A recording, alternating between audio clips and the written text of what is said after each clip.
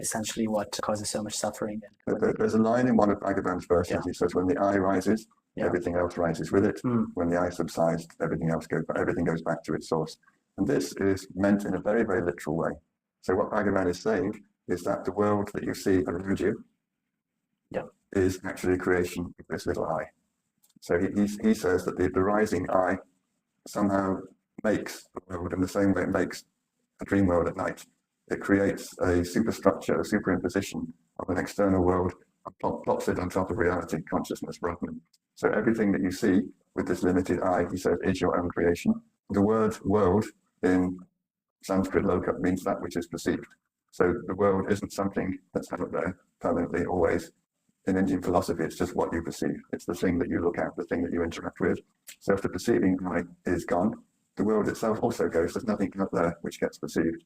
So the rising of an I creates a dreamlike projection and enlargement of all your desires, and it puts this superimposed structure on what's already there, Brahman, pure consciousness, and makes you think that you live in a body, and this external landscape which you've created out of your own desires is also out there as a real thing. So when Bhagavan says, when I rises, everything rises, when I subsides, everything subsides, he doesn't just mean you as an individual, he means the entire world structure that you've created for yourself out of your desires.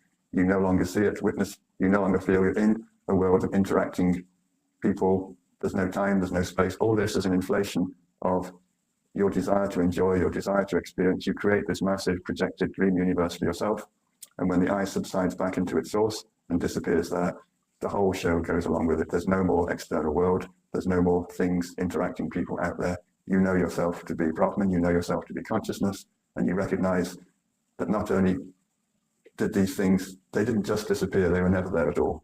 He said you understand the true nature of reality is that none of this ever really happened except as an illusory projected dream, because you imagined yourself to be a person who lives in a body.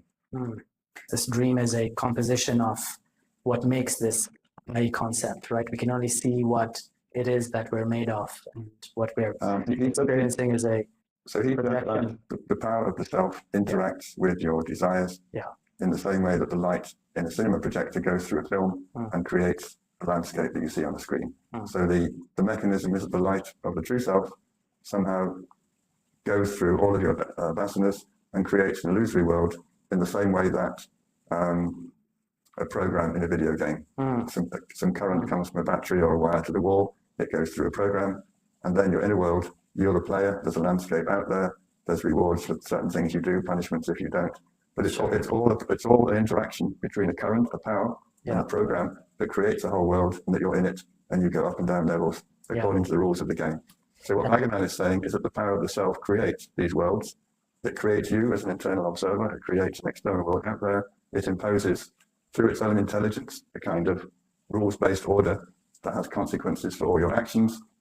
And he said, you can be in this dream world, you can play, you can be an expert, you can go to the highest level, but it still is only a game. And it's always within your capacity. Press the off switch on the wall and there is no game. There is no world, there is no I, there is no God. It all collapses and you remain as you always were, the unmanifest original Brahman consciousness.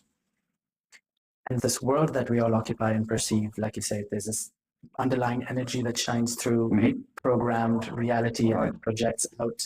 So the world that we experience is essentially a reflection of our own inner essence. I would say projection rather than reflection.